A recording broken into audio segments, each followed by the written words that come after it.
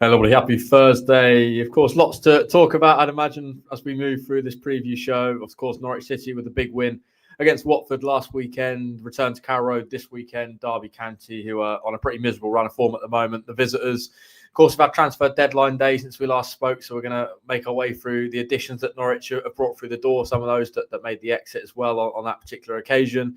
But Sam, I suppose let's probably talk about deadline day first, because that's going to be what people are going to want to talk about. It was a busy one for Norwich in the end. I think, we maybe knew that they were going to bring in one player, certainly a sort of central defender. There was, of course, the links to the lad at Peterborough. That fell through. Norwich made the move and decided to sign Rory McConville from Brighton. And then we had the really late transfer deadline day saga, I suppose, with Jacob Wright. Went right to the wire. Norwich City managed to get it done. They finally have a defensive midfielder in the building. Here he is, holding up the Pride shirt. Let's talk about him first, Sam, because it feels like a position that we've spoke about for years. Norwich maybe lacking that defensive midfielder, and Johannes Torp in one of his press conferences, sort of end of December time now, kind of identified that defensive midfielder type as something that he would like to see them do a bit of business with. 19 years of age, Manchester City on loan with an option to buy. Feels like he's got a very good pedigree, fits the bill in terms of the right profile, the age, very highly rated. What do you make of that piece of business? Yeah, I think it looks good on paper, and obviously, as always, football's played on grass rather than on paper, so we'll have to wait and see how he actually performs on the pitch. But ultimately, I think Chris Sutton wrote this in his column, those loan to buys always feel like the right sort of deal, and like they have benefits for the signing club, because obviously Norwich now can have a bit of a trial period. They can see him in Championship games, see how he compares to the level, hopefully on a regular basis. Johannes Torp can assess him in training, and at the end of it, they can decide on whether to take up an option that I think, when you consider the pedigree and some of the fees that Manchester City are demanding for some of their players, actually looks like quite a good deal if Norwich do decide that they want to press on with it. As you mentioned, it's a position that certainly fans have wanted dealt with for a long time now. And although Kenny McLean, I think everyone would agree, or most people would agree, has done an admirable job filling in there, it is a position that Norwich have sort of lacked in a little bit for a good amount of time now. And although, as I was saying, we're just predicting things now, we can't actually say how good he's going to end up being for Norwich on the pitch. It does feel like all the factors are there for them to have a true defensive midfielder who can play that role going forward, and somebody who will probably fit quite well with Torp's system and how he wants to play football. Certainly based on where he's come from and what he's said so far, you'd say that there are some good signs in terms of that. I think the interesting bit for me, though, is where he actually gets the game time from, when you consider especially the fact that Norwich do need to see enough of him on the pitch to actually assess whether to take up that option. And we had this a little bit with Sidney van Hooijdonk last season, and probably the fact that he didn't get on the pitch much didn't really do much damage to Norwich when you consider what he's sort of gone on to do since leaving the club, really. But ultimately, it was a situation where they didn't really have any sort of chance to assess him in the team because he just didn't play enough minutes. And when you think about how established Kenny McLean is in there, they've also got Marcelino Nunez and Anis Ben Slimane coming back, which I'm sure we'll talk about. Emiliano Marcondes has really made a name for himself in that role as well. Oscar Schwartau is somebody they see as a central midfielder in the future. Amanko Forsen, Jakob Sorensen, Liam Gibbs, the list really goes on. And when you think about where he fits into that, I do wonder if there are guarantees that they get enough of a view of him to decide whether to sign him permanently. But I think that's going to be a really interesting part of it. I've been trying to think whether he can sort of play alongside Kenny McLean, if there's any chance McLean moves forward, what that competition looks like. But to be honest, it's kind of quite a tough equation. So I'll probably ask you, Adam, what you make of it. Because for me, although it looks like the talent is there and on paper everything looks good, I do wonder if he will get enough game time to prove that he's worthy of that option at the end of the season. Yeah, it's interesting, particularly when you sort of factor in that the move to Swansea looked like it was going to go through for him. He opted against that, decided to make the move to Norwich, maybe in terms of the fact they give younger players opportunities. Maybe he saw that, and obviously the team, the style of play, maybe feels that fits him and his profile a little bit better. But yeah, it's an intriguing one, I suppose. Like with Kenny McLean's suspension history, it had almost been a bit more beneficial to him if it had been here since the start of the season, because he probably would have got a few more opportunities. But I think Norwich have got to be forward planning. You know, let's not beat around the bush. Kenny McLean is not a young player anymore, and there is going to be a point where naturally there needs to be an evolution, and somebody else needs to step into those shoes. And maybe Norwich have identified him clearly a long-term target as someone that could be the next Kenny McLean, I suppose, off the rank. So I suppose it's an intriguing one. I suppose it depends how Torp sees it in terms of McLean maybe and forward planning for next season. Does he see him as a key pillar still as part of this team? Because you sort of factor in a lot of the players out of contract. They are going to look a lot younger next season anyway, so they're going to need a few experienced bodies in the building. But yeah, it is about opportunities. And I think now maybe gives them, 16 games, 17 games, whatever there's remaining now to kind of assess the state of play with him and whether he's one that can fit the bill, because it's obviously a sizable chunk of money for Norwich still to commit to him if they don't, feel that he's going to be playing enough football in the short term, because that's still got to be the view, even though this is a longer term project, there is still got to be a little bit of element of short-termism about it and who fits the criteria in the here and now. Obviously, there's still a busy deadline day as well, in the sense that they brought in a central defensive option. Here he is, no, that's Jacob Bright. There we go. Rui McConville, different player, but there we go. Obviously, had a couple of players exit the building as well. Obviously, Kennebo got the loan move to Colchester. Brad Hills, this deal kind of allowed him out of the building, I suppose, to make that move to Stockport County. In terms of McConville, his only senior appearance at club level for Brighton was against Norwich in the FA Cup game. He came on as a late substitute. Obviously, there was the rumours and I suppose the heavy links to the lad at Peterborough, Fernandez, that fell through kind of due to, I think, agent issues and various issues behind the scenes that was not ideal. But in terms of him and maybe what the future, I suppose, lies in terms of McConville, he feels like, for me, probably the longer term Duffy replacement. You look at Duffy and his age profile, been great this season on the whole, but that's again kind of in similar boots to McLean. The age is maybe not on his side entirely. So sort of, I suppose, for future planning for pre-season, feels like McConville might have to bide his time a little bit, but come that sort of new season, then there's an opportunity there for him again. Yeah, as you say, Shane Duffy, for one, is out of contract in less than 18 months now. He's also, getting a little bit older and probably heading towards the back end of his career. And I think we all saw what impact that eventually had on Grant Hanley in a Norwich shirt as well. So it's definitely something where Norwich need to be planning ahead. With Callum Doyle going back to Manchester City as well, it feels like a position that probably is going to be in flux even over the next, 18 months to 2 years. So it's something where they do need to build for the future. And given the fact that McConville, as you mentioned, only has one club appearance to his name so far, you'd say he's not the sort of player who's going to kick up a fuss or be disappointed about the fact that he's coming in as probably third or fourth choice in that defence for now. I think we've spoken before about sort of the situation up front and whether Norwich would want to bring in a striker who they're basically telling you're going to have to sit on the bench. And obviously Ante Sienats would have been in that position if he wasn't able to play in other roles as well. But McConville is in a completely different, situation. He's played a couple of games for Northern Ireland before he even made his Brighton debut, which I think is a pretty good sign. And I was reading something on a Brighton fan website, actually, that the last player who did that for them was Victor Gyökeres, who obviously has gone on to pretty good things. But the fact that he's only got 3 senior appearances in his career so far means that he's not going to be expecting to come in at championship level to a team challenging for the playoffs and start week in, week out. I think he can rightly expect to fill in if he's needed, to maybe come off the bench to help see out some results. And if he can get 5 or 10 appearances under his belt in a Norwich shirt, then by all means, that would mean quite significant progress from the amount of game time that he's had so far.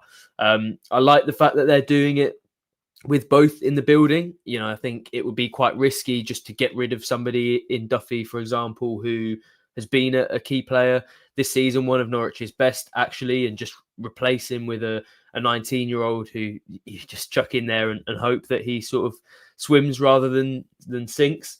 I think it's good that they've got the experience option. They've got somebody who they know they can rely on, but then a talent who they've got the time to build up, but maybe will still be in line for a couple of opportunities over the rest of the season. So I think as a transfer, it's a win-win.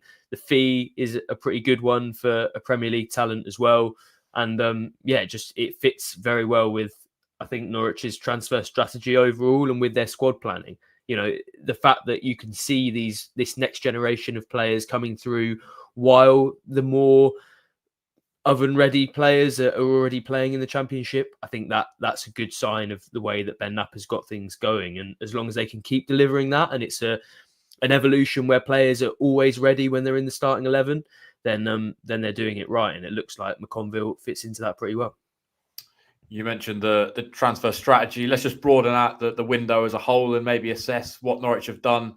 Of course, 5 through the door, 4 technically new players. Obviously, the capture of Anis Ben Slimani on a permanent deal. Matej Jurasek signed up and looks like he's going to be involved probably from the bench on Saturday. Obviously, Lewis Dobbin we've seen quite a bit of now. The 2 lads we've just mentioned on deadline day that have arrived. Of course, there was plenty of exits through the Carrow Road exit door as well. You know, the likes of Fashnak, Barnes, Hanley, all sealing moves away, obviously with their contracts coming to an end at the end of the season anyway. We saw a few of the younger players, as I mentioned, you know, on the fringes, heading out on loan, the likes of Hills, Abo, Tompkinson. Obviously, Warner got the move to Newport. So there's plenty going on. But I suppose, Sam, it's difficult maybe to assess it and give it a full rating because we've not seen Jacob Wright yet. We've not seen McConville yet. Not seen Jurasek yet. So it's difficult to sort of say how do you think, you know, or how do you rate all these individuals. But as a window in terms of the age profile, bringing it down, just longer term strategy, it feels like it's been a pretty successful one, you know, if you sort of take it at face value.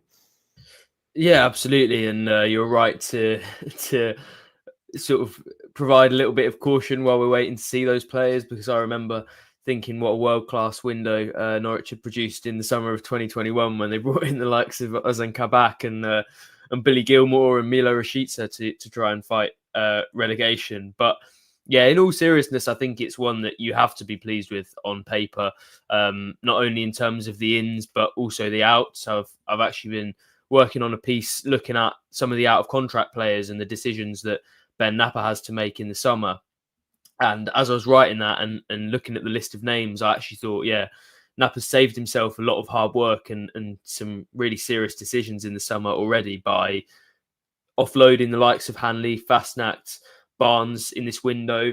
Not only is it off his list of priorities and it means he can crack on with his squad building for the future, it's also, you know, you combine the wages of those 3 players over 6 months. That is a pretty decent return for a Championship club trying to do a bit of business. I mean, you look at the sorts of fees that it took to sign McConville, and saving that amount of money isn't an insignificant thing to do at all. So I think doing that has been really, really positive. And to be honest, I never expected them to complete 5 deals going into the window. Obviously, as you mentioned, Slimane was already in the building, but that is, again, another situation that Napper would have had to deal with in the summer sorted. McConville and Wright are the sorts of players. I don't know if they would have ended up actually being Norwich players in the summer, but they're 2 of the priorities that the club had, and they would have had to work on that in the summer and then spend time integrating them rather than, 6 months already at the club, which I think we've seen with the likes of Onel Hernandez and Moritz Leitner previously can have a really big impact and can mean that the next season they're really ready to go and to kick on. So I think for a number of reasons, in the long term, it looks like they've done themselves a real favour and Ben Napper has done himself a real favour. In terms of how it impacts the short term, I think it will be a case of, as you mentioned, waiting to see some of those players on the pitch. Obviously, Lewis Dobbin looks like pretty much a purely short-term signing, and having now scored his first goal for the club, I think he looks like somebody with a bit of confidence and certainly somebody who can give Norwich something until the end of the season. And then we maybe need to wait to see the likes of Jurasek, Wright, McConville to see how ready they are now for the rest of the season. But overall, I think if you had offered any Norwich fan 5 signings in January, they would have absolutely bit your hand off going into it, as well as some of the players who they've been able to offload. And to be honest, I would have been surprised if they'd been able to do more than one of those. So a number of priorities ticked off. A squad that now looks again, as it did in the summer, more like what they're trying to do in the long term. And yeah, I think for me it's been really, really positive. But I'll ask you, Adam, what you made of it. But I'm assuming you're going to be feeling pretty good about it as well. Yeah, I certainly feel happier they've signed that defensive midfielder type. It's an area that, I think I probably shared a few of the fan frustrations that Norwich don't really have that kind of more industrial type, that Ollie Skip, that Alex Tetty, who is purely there just to kind of mop up, the danger before it hits the defensive line. And as much as McLean's been great, I think it does kind of limit some of the sort of positive attacking stuff that he can provide as well, because, he is having to do that defensive work a lot more. And even though I think Sorensen actually done a pretty good job in the midfield last week at Watford, ultimately you can't rely on his fitness, unfortunately, because if you could, then he's probably a good player at this level. So on the whole, obviously, yet to caveat it with the fact we've yet to see them in the flesh, but I think it's exciting, Jurasek in terms of his profile. And I know maybe, there's some kind of negative comments from the Slavia end around maybe him, but he feels like the kind of right player and maybe the right fit for what Norwich are trying to do for the longer term. And the fact they've got a little bit of time now with these players, maybe 6 months before, if they don't really hit the ground running straight away, it's not the end of the world, because you've got that pre-season window where Torp can get them in the building, work with them for a month or two and kind of get them prepped and ready for another tilt at the Championship, or, who knows if Norwich's season goes in a different trajectory, even maybe the Premier League. So we won't talk that up too much at this stage. But before we maybe move back on to sort of the football, I suppose, there is just a question here from Tom, which maybe is a little bit more of a transfer-related one. And I know we spoke around it a lot last week, so we maybe won't go into full detail. But in terms of that goalkeeper situation, just intriguing because, in fact, we spoke to Tony Roberts this week, of course, the goalkeeper coach, and he maybe added a little bit more context around that kind of union and maybe the sort of players that and sort of the goalkeepers that they have in the building, how they sort of suit the system, I suppose, in terms of that, and maybe his comments. Where's your head at in terms of that replacement for the summer of Angus Gunn? Because it doesn't feel likely that that's going to come to a positive conclusion in terms of Gunn and a new contract. So from the outside, as a profile of a goalkeeper, have you got maybe a little bit more of a clearer mind on what Norwich would want? Yeah, I think it's clear that Roberts rates all of the goalkeepers who he's working with. Not only did he praise Gunn, but also Vicente Reyes, who has obviously come back from his loan at Cambridge United. He's currently third choice, but Roberts did say that he expects him to challenge for that number one shirt and that he feels he's in that mix. Obviously, that's the sort of thing that your goalkeeper coach is always going to say, so it doesn't necessarily give us loads to work with, but the fact that he's right now behind George Long in the pecking order suggests that if Gunn does go, which, as you said, is feeling more and more likely with every day that passes, it doesn't feel like the replacement does come internally. If they don't see Reyes as being better than George Long at the moment, or more worthy of a space on the bench than George Long, I don't see which goalkeeper in the building they think could go and step up and play that Championship role. So for me, I think it will be a younger option, maybe a homegrown one, given the fact that they'll be losing one, obviously, in Gunn, if they don't deal with that contract situation. And then when you look at young English or homegrown goalkeepers, it feels unlikely that Norwich are going to be able to afford one or tempt one from the Championship. So maybe then we're looking at the sorts of, the League Ones and Twos, in which case you'd expect it to be sort of top end and some of the goalkeepers who are performing best in those areas. But I think that's something we've said before. It doesn't really feel like anything new. And for me, although it did maybe clarify the fact that Roberts does actually genuinely like all of those goalkeepers that he's working with, it was quite hard to decode in terms of what they might be doing in the summer. So I'm probably still about where I am with the goalkeeper situation at the moment. I think maybe an option from League One or a different homegrown option. But yeah, I think what it comes down to at the moment is the fact that we're now in February. No talks with Angus Gunn so far. And it's not looking particularly promising as far as him getting a new deal. So that looks like, given the fact that they haven't been able to do anything in January around the goalkeeping position, one that will probably be right towards the top end of Ben Napper's priorities in the summer. Yeah, I see a lot of comments around maybe the squad and selection sort of debates, I suppose, ahead of Saturday, and maybe players that might be involved on the bench. But before we get there, Sam, just kind of want to get your take on where Norwich are at, maybe heading into this sort of final bunch of games. A busy sort of period ahead, 5 of the next 7 at home. Players to return from injury. Obviously we're going to get a full update tomorrow lunchtime from Johannes Torp in terms of Slimani's fitness, Nunez's fitness. Of course, Borja Sainz will be back for that midweek clash against Preston. You then drop in the Eurosec's of the world, the Wrights, the McConvilles. Everything off the back of that Watford win as well, and 2 points off the playoffs. They can actually go in the top 6 with a win on Saturday, given that a couple of teams don't play with FA Cup weekend, and Blackburn, I think, are a further game ahead because obviously they played their clash against QPR midweek. So all feels really positive, Sam. So is it easy to get carried away, or is it fair that Norwich fans should be getting carried away because it feels like opportunity knocks at the moment? Yeah, I think it's fair enough. And actually, I was having a conversation with a couple of Norwich fans at our office yesterday, and we were kind of all just listing all the positive things that were going on. And at the end, it was almost like a case of whoa, hold on. It's almost getting too positive to it felt like we were going to jinx something, because there are a lot of things, to be honest, going in Norwich's favour. And obviously, this isn't an easy league. I don't think it's as straightforward as, to be honest, most leagues in the world, when it comes to the fact that Norwich are playing Derby, who I think have lost their last 7 or 8 and are really struggling for form. They're right down towards the bottom of the Championship. Norwich have won their last 2 games. They're aiming for the playoffs, but you can never say at this level that it's as simple as, Norwich can just, put a couple of goals away and claim an easy victory. So I would never presume that the Championship is going to be straightforward or easy, and I think anyone who does that at their peril. But you listed most of the factors there. Really, Norwich have got, with the squad that they had, that was kind of minimised by injury and suspension. They had already started to build some momentum. They'd produced some really good performances just based on the fact that,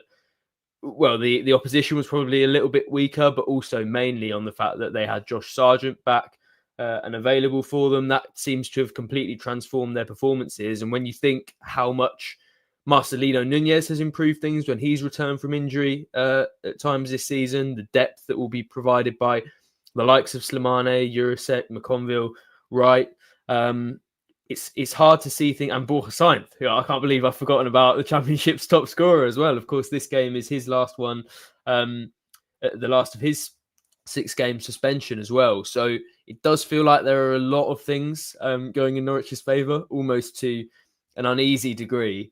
But as I think we've all seen at various times, the Championship can throw up all sorts of bumps in the road and all sorts of twists and turns. So it would be presumptive probably for us to now say that it's going to be an easy few weeks for Norwich to just go and pick up all of those wins. They've got to go away and win a good number of games as well, which of course they did last week, but they've struggled with across the season. So it's not going to be straightforward, but you just look at the number of factors going in their favour, and it's hard not to feel pretty optimistic at the moment, I think. Yeah, certainly nice. Sort of feeling like these preview shows are heading in a more positive conversational direction than some of the ones we've had to have at different points this season in sort of the dark injury periods that Norwich have suffered. Let's bring up a few sort of comments and questions from some of the viewers. Mark on YouTube saying, I could see all of the new players involved on the bench on Saturday, allows Slimani and Nunez, anybody else nearly back, a little bit of extra time to fully recover, give the new guys a chance to show what they've got. Peter on YouTube asking, will Jacob Wright be on the substitutes bench on Saturday?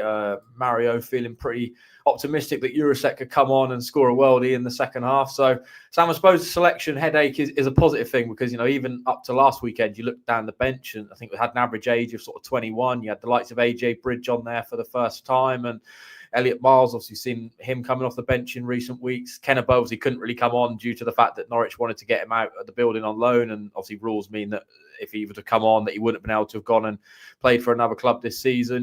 We've seen kind of those younger talents on there, but the fact you're now going to drop in sort of a little bit more, I suppose, senior profile of players, Jose Cordoba, hopefully if he's not overslept this week, she'll be back on the bench as well. So how do you see Torp in terms of the selection for Saturday? Because I think Sorensen, for me, had a really good game, but, you throw in the fact that Nunez, Slimani might be potentially up to a level where they could come back into the starting 11. So lots of debatable sort of topic points, I suppose, around team selection. Are you expecting an unchanged team, the team that was so successful at the Dark Arts at Watford, to come out and feature at Carrow Road, or can you see any changes, I suppose?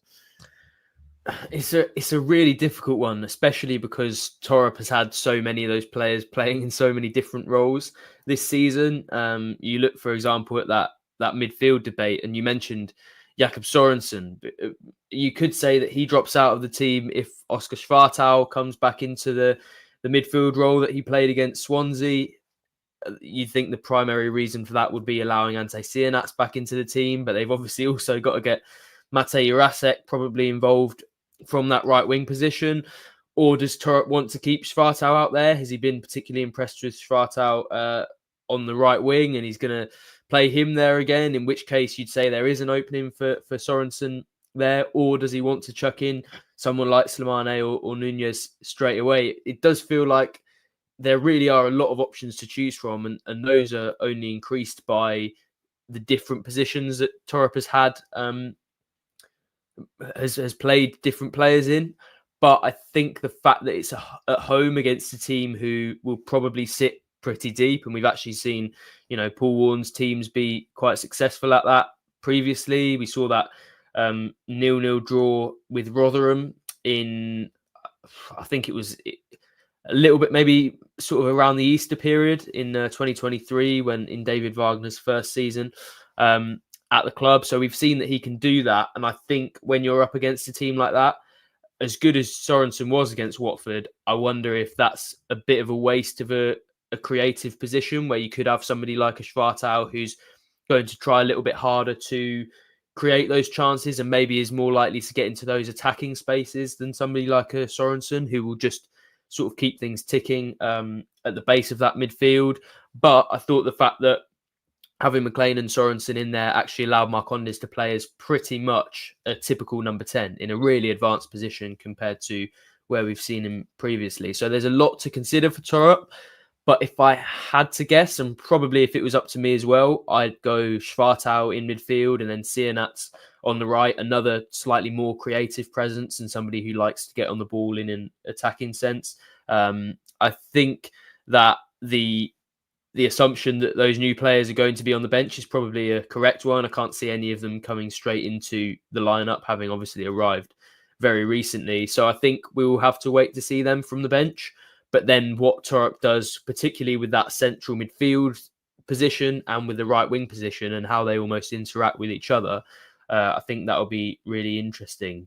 But what's certainly good to see is that Torup has a lot of options now. And the fact that we're even having this debate is a huge advance on where things were a few weeks ago, because if you would have asked me that question going into the Sheffield United game or the Leeds game, I probably could have told you that 11 there and then Torup may as well have confirmed it at his press conference the day after. So I think it is pretty encouraging, and after a lot of criticism for squad depth at times this season, it looks like Norwich really do have it at the moment. But I'll throw that one back to you as well, Adam, in terms of what maybe you'd like to see and what you expect to see, because it does feel like there are at times almost too many options to calculate going into this game. I think you're right in terms of the areas you've identified. For me, the defence is pretty settled, clean sheet at Watford away. Don't really see any need to change that. Of course, any injuries bar, and we yet to obviously get the full update from Torup till tomorrow. But if everyone's available, for me, the defence stays as is. Obviously, Sargent's undroppable. That's an obvious one. Dobbin, given the fact that Signs is not available, feels like he'll keep his place.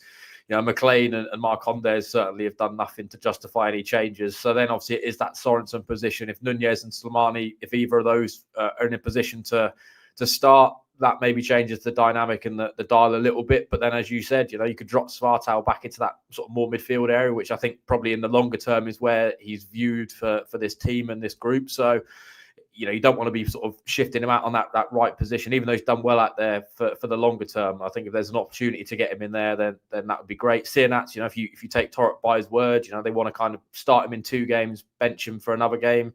Feels like the fact he had to bide his time and come off the bench at Watford, could that be a sort of an indication that maybe he'll be thrown into that wider right position, which I think certainly with Sargent, I think we saw some of his good performances out there at sort of the early parts of the season. I certainly felt he looked better in that wider position when he had Sargent. So it's going to be intriguing. Lots of sort of interesting debate, I suppose, around that. So get that down in the comment section below. So, let us know how you would approach it if you, Johannes of Torup.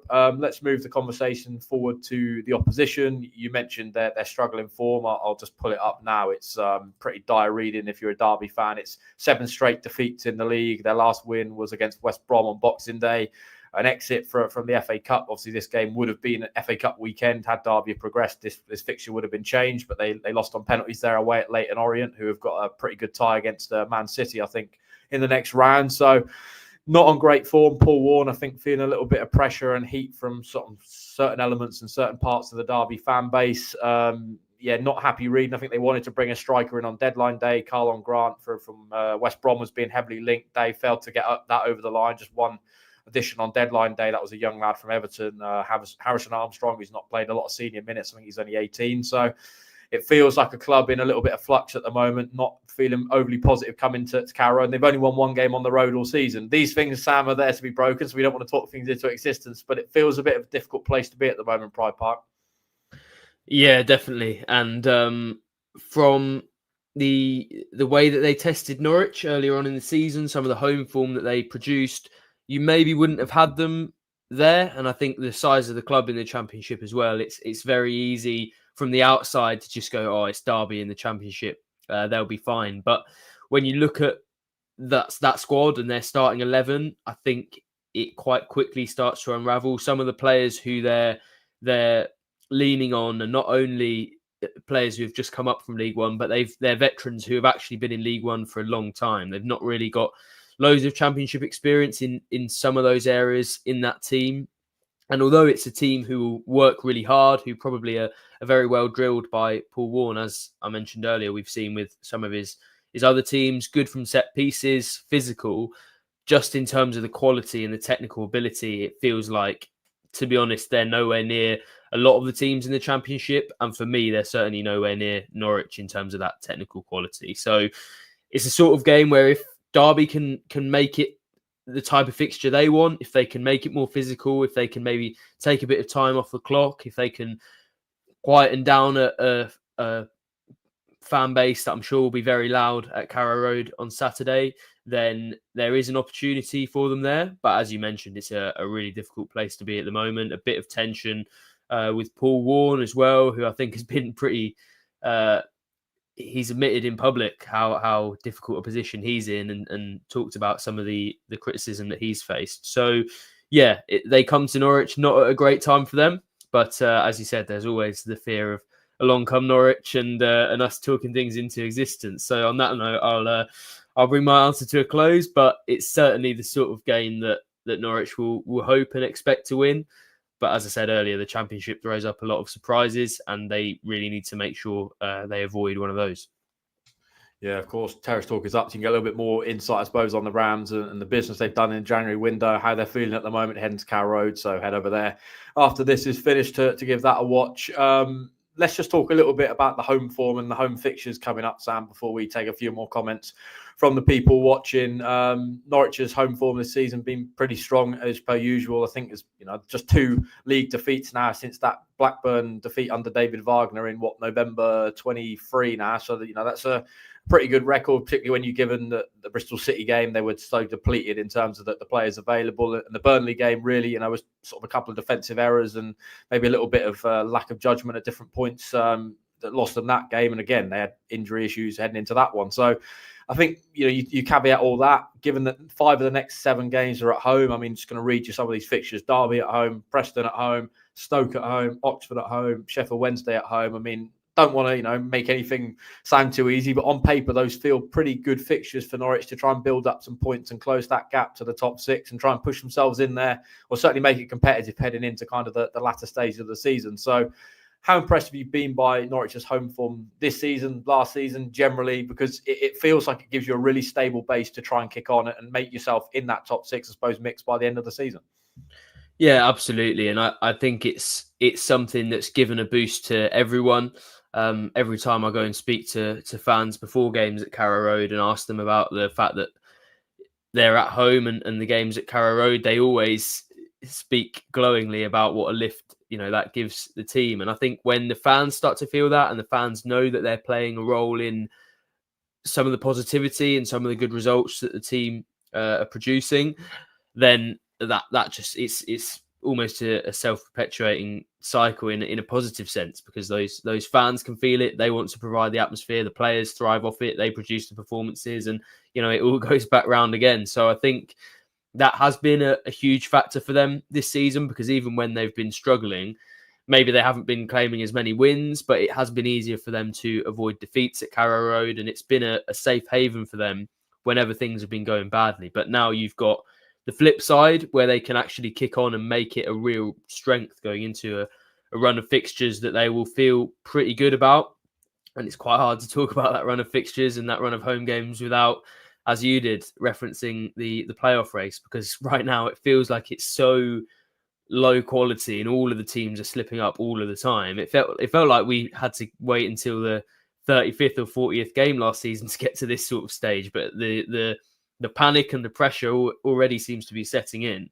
But not for Norwich City at the moment. They are in a really good position, 2 points off the playoffs. I think 3 points off Blackburn in fifth now with a game in hand. So the opportunity is there for them against Derby on Saturday. I think even if it's just temporarily, they can go into that top six with a win. And that's not a position that I think any of us expected them to be in a few weeks ago. But you look at all of the positivity that we mentioned, all of the factors going in their favour, and this really is a huge opportunity. And Torup, I'm sure, won't want to pile the pressure on his players by admitting this tomorrow. But if they don't now kick on and put themselves in a decent position, then I think it is a wasted opportunity. And with some of the fixtures that they have at the end of the season, of course, what goes around comes around. And that last period is pretty tough. So they probably need to open up a little bit of a points gap if they want to make it into that top six by the end of the season.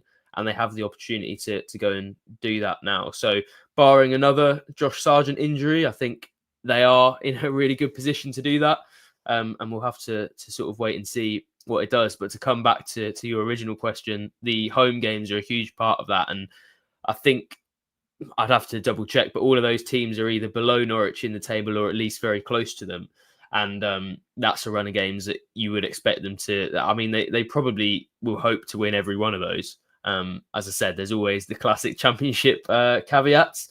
But yeah, the home form combined with that fixture list means they do really have an opportunity to kick on and put themselves very firmly in that playoff picture. Yeah, 9 of the last 16 games at home. I mean, that pretty much to me signals an opportunity that, Norwich have got, particularly given a couple of those home games sort of against teams in and around them, certainly in sort of the latter stages. I think they got West Brom at home, which obviously feels like a big game. Sunderland, I know, are a little bit higher up in the league, but certainly, we saw it at the Stadium of Light. Norwich on that day were relatively competitive up until Jose Cordoba's red card and maybe switching off from set pieces. And bear in mind, they had no Sargent at that point and other issues, in terms of sort of injuries and stuff. It feels like it's all there for them. We'll be sort of live for another 10 or 15 minutes. Of course, this whole show is around you guys putting your comments down, getting your score predictions in, and we'll come round to those. So we'll dip into a few of those now. Good name here on YouTube, don't you know? Pump it up. Johannes Torup with a question. With this massive influx of new signings and suspensions and injured players returning, who do you think will miss out from the bench when everyone is fit, as we now have so many options? I was actually looking down at kind of their squad list the other day and was speaking to one of my friends about this, because it feels like, from suddenly a place where you kind of had to have one or two youth players involved on the bench because of a lack of options. If everyone sort of, even in terms of who they've got available, feels like they'll be available for Saturday, there's potential that one of them might have to miss out because they've got so many options. So with that question, who or sort of how do you see Torup approaching it, Sam, in terms of players that might have to miss out? Because, it's a tough conversation to have with senior players. They all want to be involved, all want to be playing football. But ultimately, if you've got too many players and for the matchday squad, somebody's going to have to miss out.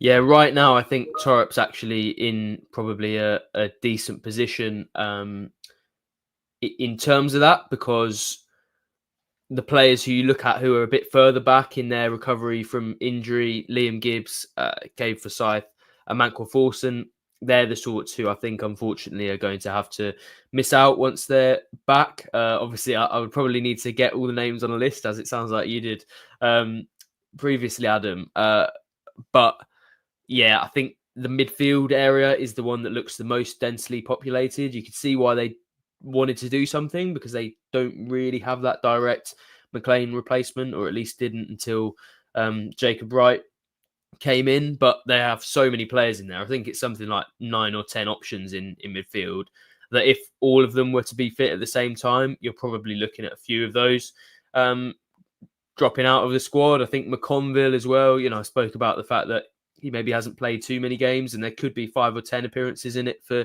Norwich. But you consider the fact that Norwich have a very good defender in Jose Cordoba currently struggling to get into the 11, and it feels like that area of the pitch is kind of covered for now. So probably some of those players. Of course, we've seen Elliot Miles in and around the squad, and he's only made 2 substitute appearances in since that's been the case. So probably he's going to be one of the ones who's more likely to drop out a little bit sooner.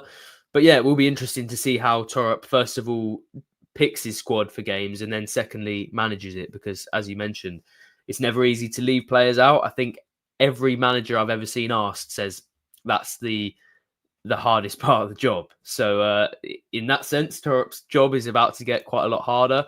But, they also say that those are the sorts of headaches that they love to have. So I think it's a situation that Torup will be delighted to be in, even if probably his management skills and his one-to-one skills are going to be tested a little bit more severely over the next few weeks.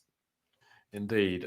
Hugh on YouTube saying, do you think the signs of Jurasek McConville have been made with a view beyond the 3-year plan and planned promotion, with players able to make the step up or for securing their championship status? I suppose interesting one to maybe debate in terms of where Napa, Torup and maybe Norwich see themselves on this journey. Riddisholme's 3-year plan that he sort of outlined, we're now come to the sort of end of year 1, and they're certainly in the sort of mix for the top 6 as we sort of head into the final stages of the season. But in terms of those individuals, do you think Norwich have signed them with a view to the championship, or certainly for sort of the longer term if they want to try and get themselves into the Premier League?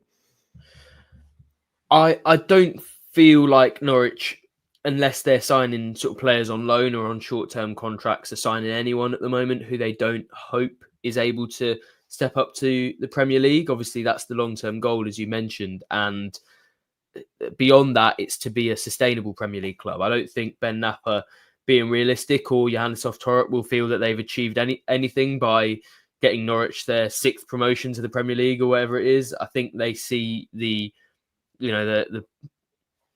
light at the end of the tunnel, or the goal at the end of the journey being Premier League sustainability. And in that sense, there's not really much use in signing players who are just championship level. Of course, the likes of McConville, probably even, Wright coming from Manchester City, are coming in now as championship level players, and maybe even slightly lower than that. But the idea is that they grow and they become Premier League players, because according to Riddisholme's plan, they now have 2 more years, which, we'll see how that goes. But they now have 2 more years to establish themselves and to improve themselves and to work with the coaches to get up to hopefully that Premier League level. And then they want to be ready when they get up to stay there. There isn't any intention of signing players who are just coming in to play a championship role, particularly some of the fees that they've paid. You can probably put McConville aside from that, but Jurasek, what they've paid for him, that's certainly not just for a championship level player. Ante Cianat's, probably even sort of a Mankwa Forsen, around the sort of 4 or 5 million mark, which there have been a couple of others around as well. They're not the sorts of fees that run-of-the-mill championship clubs pay to sort of keep themselves going at the rate that they are. Those are signings Norwich are making because they really believe they can go on and be 20, 30 million pound Premier League players. So, I think they are all made with a view beyond that 3-year plan and beyond the plan of promotion. And that long-term view is something that Napa's quite keen to take with the recruitment. So, that's probably a good sign for the future. But equally, if they were Premier League ready right now, then Norwich would probably struggle to sign them, both from a financial point of view and from the point of view of attracting them. So you need to sign players who you see with big potential to then go and hopefully be the Premier League players in the future. Indeed. Mario sort of staying on the theme of 3-year plans and playoff pushers, 3-year plan and all that, but surely just being 2 points off the top six, playing the next 2 games at home, should have us aiming for a playoff spot, especially with Eurosec available and signs for Tuesday. I suppose that maybe blends itself and bleeds itself into kind of the question around whether maybe playoffs is a good thing this season, whether promotion, if Norwich did somehow manage to find themselves in the Premier League next season, would be a good thing. I mean, where do you sort of sit on that debate? Because let's be honest with you, ultimately the aim is to get there, and however Norwich get there, whenever they get there, if you take Riddersholm's comments with us in the podcast back at the start of the season, it was kind of like if they get to the Premier League in the first season, amazing. Second season, they've kind of got to give themselves a good shot, and third season it should be expected, or they've ultimately failed. So clearly they want to get there. Can it be too early is kind of the question I'm asking you, Sam. Is it ever too early to get promoted? If you'd asked me this prior to the last 2 promotions, I would have said absolutely not. This is what sport's all about. You can't ever want anything but the absolute best. But being realistic, given the fact that I've just said that the long-term plan is Premier League sustainability, and obviously we all know that that's the case. I think in terms of on the pitch, it would be too early. Obviously, they could go and spend money. They'd have more than £100 million in broadcast revenue and money from the Premier League. And, of course, a backer in Mark Atanasio and his group who aren't struggling for money whatsoever and have actually said that that isn't an object. But I just think, as we've seen with Norwich previously and plenty of other teams, namely probably Ipswich Town this season, no matter how much money you spend, it's really, really hard to sign 8, 9, 10 players and integrate them quickly enough to survive in the Premier League, in the best league in the world. I think it suits Norwich much better to groom these players for 2-3 years to slowly improve the team incrementally, so that then when they go up, they are a Premier League team rather than just a team made up of hopefully Premier League players who have been recruited to play that role. I think you need that level of integration and that level of working together within the team, and I don't think Norwich are going to achieve that if they get promoted this season. Of course, for financial reasons and to I'm sure Yannis Oftoruk for personal ambition, and Ben Napper and everyone in that club, all of the players will want to achieve that. But for the prospects of survival, I don't think it would do them much good, especially when finances aren't as much of a key factor as they were in previous years. Ultimately, Atanasio has the money to fund Norwich in the Premier League. Whether they go up this season or in 3 seasons, he'll still be there and able to back them. So I don't see it as essential by any means this season. I see it maybe even as a hindrance in the long term. But ultimately, you can't tell players don't get promoted to the Premier League. You can't tell them don't try their best. So I'm sure behind the scenes, especially on the training pitch and within the squad, they're doing absolutely everything they can to try and push that over the line. Yeah, I probably agree with the Dubai Canary. Yeah, the Premier League is probably too soon, but if there's a chance it's there, you've got to take it. However, with the squad being developed as it is, I believe City could have a real go at aiming to win the Championship next season. And, you sort of look at the teams dropping back down. I mean, Southampton feel like they're in a real state of flux at the moment. Leicester are clearly having financial problems when they last came down to the Championship. So the fact that they're probably going to be in a similar boat, and of course, we don't really want to talk too much about the team down the road, but clearly they're going to lose a few players, and maybe McKenna would be of interest to a few people. So again, it would maybe change the dial and change kind of the plates that are being spun there. So it certainly feels like Norwich next season have got a sort of the platform, I suppose, to build off and try and kick on, particularly, if they manage to recruit well, and some of the players they brought in, even in January, have settled in a little bit more and are in a better place to try and move Norwich forward. One more comment here before we maybe get score predictions. What will happen with Johnny Rowe? Could he be sent back to us at the end of the season? Of course, there was the reports, I think, sort of before the deadline day closure, that maybe Marseille sort of grown a little bit frustrated at John Rowe and maybe his sort of performances, and maybe be willing to try and get him out the door, whether that be sort of obviously at the moment he's obviously only out there on loan, so that sort of causes a few problems, but there is that obligation to buy. So Sammy's not going to be returning to Carrow Road, certainly as a Norwich player, but maybe back in England, because it doesn't feel like it's working out for him at the moment. Not that we're going to need to talk about it too much. No, definitely.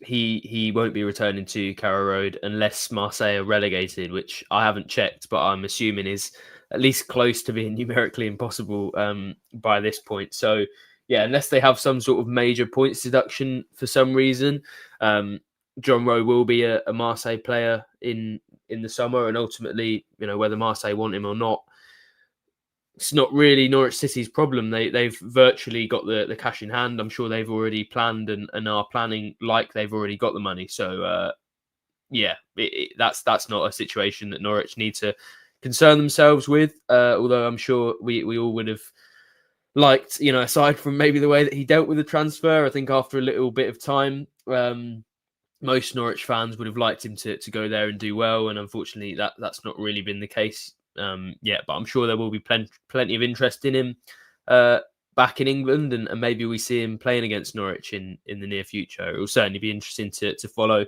how things go for him. But yeah, definitely not coming back to Norwich. With that, I think it's got to that point of the show. It's going to be score prediction time. As I sort of referenced sort of midway through, Derby's form's been poor, just one win on the road. We've obviously referenced Norwich's great home form and the positive momentum, all the players returning. Everything feels like it's all set up for a Norwich City win, but we don't want to be sort of clipped up and put on the Norwich City events that have happened off the back of things that have been said and have worked against them. So where do you sit on this one, Sam? How do you see this game unfolding? What sort of game are you expecting? Something similar to what we saw at Pride Park? Doesn't maybe feel that way in terms of Derby and their form at the moment? Yeah, it feels like one that Norwich should comfortably win. And I've been talking up how difficult the Championship can be and how surprising it can be. But for once, I'm going to go for the most predictable result. I'm going to say 3-0 Norwich, which whenever you say anything like that, it feels a bit too optimistic and too confident. But I just think there are so many factors going in their way. Football has to be predictable at some point, and I think Norwich will have enough to get this one done. So I'm going to say 3-0. What about you, Adam? Yeah, I'm going to go with the same margin, but going to go for Norwich 4, Derby 1. I think they might grab one goal. I know they've been struggling a little bit in front of goal, and the fact they've not managed to bring in some firepower up front will obviously be of concern to certain elements of the Rams fans. But Derby have won on all their 3 previous visits to Carrow Road, but it feels like they're a very different team from then. That was a team that was always fighting sort of at the upper echelons of the Championship. You look at maybe the Frank Lampard team that had Tomori and Mount and so on in it, and even that Rooney free kick late in the promotion year. I know they were obviously in a different position then entirely, fighting sort of other issues off the pitch and things, but they still had individual quality players. But it feels like a group that's struggling a little bit for momentum at the moment. So I think Norwich will get the job done, and that feels like that's coming from the comment section below. Dubai Canary says 3-0 sounds about right. Mario going with a 3-1 Norwich City victory. So feels like the fans are feeling positive as well. Mark going for a 2-1 Norwich win. If it was 12:30, he'd say 4-1 as well. Yeah, that's true. Norwich's form in terms of 12:30s has been pretty positive. Every game could be 12:30. Then I think we'd have won the league by now. So, there we go. There's, of course, also a comment here from Joe. He looks like he's looking forward to this weekend as well. Going to be the best weekend of his life. You've got a video from Onel Hernandez inviting him to the game to sit with in the players' lounge, meet and greet, a special surprise, and a free buffet. We never turned down a free buffet, Joe. I hope you enjoy the game and everything that's going to bring for you. With that, I think that's probably everything. Thanks for joining us, of course, for the last 50 minutes or so. Thanks for your comments and questions. We enjoy doing these shows and sort of getting the interaction from you guys. That's the whole purpose. So thanks for joining us on that front. Lots of good content across our channel already. Of course, we're both down at the Nest at the start of the week speaking to Jack Wilshere. That seems to have done quite well, and he speaks quite openly around kind of the transition from Arsenal to Norwich, why he made that move, and maybe sort of how he's settling in and life at Norwich. So that's well worth checking out if you haven't already. Sam spoke to Tony Roberts, the goalkeeping coach, a little bit more of an insight in terms of the goalkeeping union at Norwich. I've done Terrace Talk as well with the Derby fans, so a little bit more insight on the Rams. We've also got a little special video coming with a Manchester City journalist later on this evening, a little bit more of a deeper dive into Jacob Wright, what Norwich fans can expect from him, because obviously not played a lot of senior football, a little bit of an unknown, but obviously high pedigree. So a little bit more of a sort of insight into him ahead of the game on Saturday. So check that out when that drops. Of course, tomorrow, press conference day. So I have all that across the YouTube channel as well. And then Team News Live at 2 p.m. on Saturday, and Sam's Tactics Board as well tomorrow morning. So much content to get through that you're going to have to probably take some time off work or take some time off doing something, because we've got so much coming your way. Of course, we've also got the app, which you can take a subscription out to. All the written audio, video, everything's across there, all ad free. We think it's pretty good value for money. So go and check that out if you haven't already. So I think with all that, that's probably all the plug-in done. ahead of this one. Of course, we'll see you at Carrow Road on Saturday, where hopefully Norwich can build on their positive momentum and push themselves into that top 6 mix. So enjoy the rest of your Thursday, enjoy your weekend, and let's hope for 3 points for the Canaries.